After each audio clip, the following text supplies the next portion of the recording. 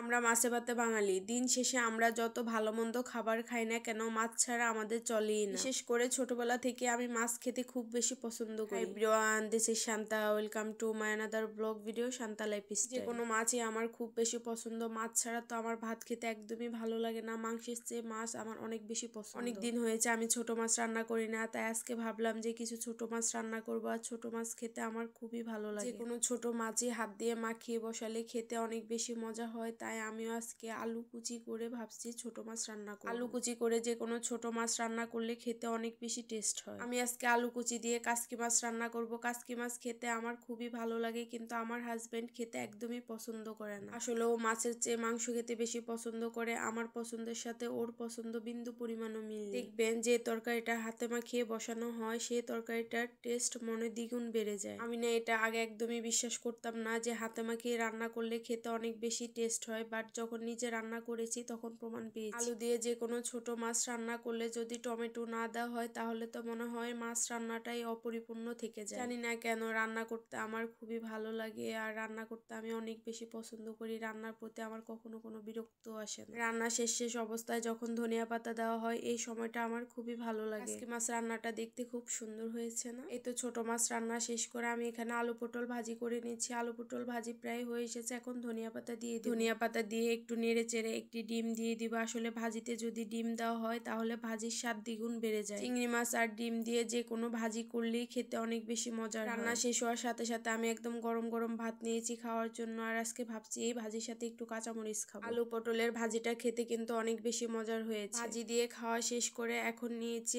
আলু দিয়ে কাচকি মাছের চচ্চড়ি। এই ছোট মাছের চচ্চড়িটা খেতেও কিন্তু অনেক বেশি টেস্ট হয়েছে। দেখা হবে পরবর্তী কোনো ভিডিওতে। Good bye.